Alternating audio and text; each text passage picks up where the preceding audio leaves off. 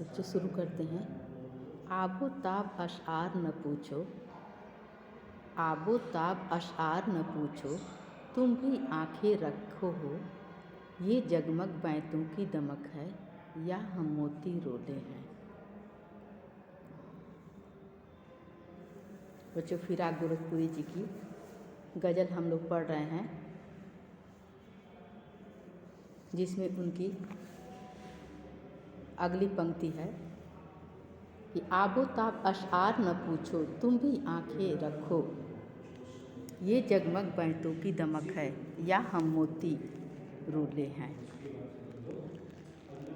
इसका प्रसंग होगा कि प्रस्तुत पद्य हमारी पाठ्य पुस्तक आरोह में संकलित फिराक गोरखपुरी की गज़ल से लिया गया है।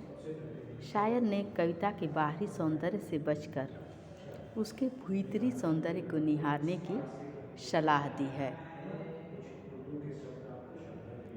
फिराक गोरखपुरी जी कहते हैं कि इसकी अब व्याख्या देखेंगे। फिराक गोरखपुरी अपने पाठकों से कहते हैं कि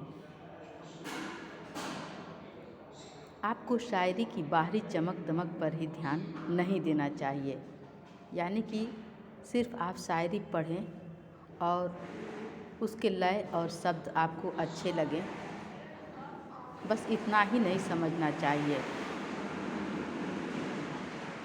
शायरी की असली सुंदरता उसके अर्थ में निहित होती है। कहने का मतलब है कि एक अच्छा शायर अपने पाठक से यह आशा रखते हैं कि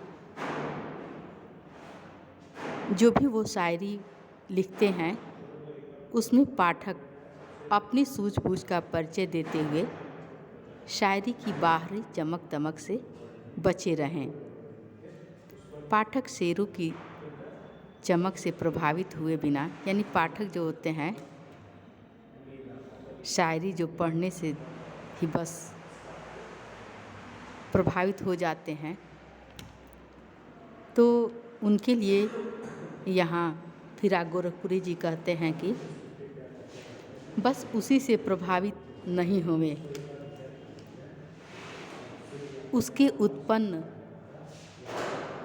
रस रूपी मोतियों को इकट्ठा करने का प्रयास करें, यानी उसमें क्या भाव क्या अर्थ छुपा है यह जानने का प्रयास करें।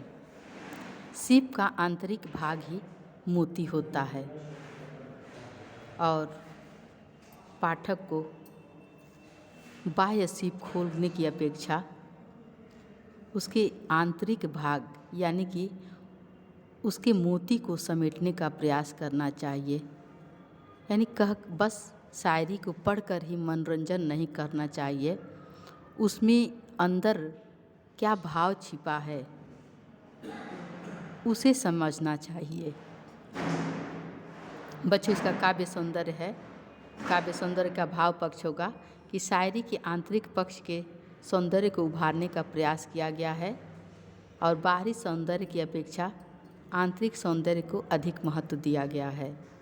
कला पक्ष है, उर्दू शब्दावली की प्रधानता है, आंखें रखना और मोती रोलना मुहावरों का प्रयोग किया गया है।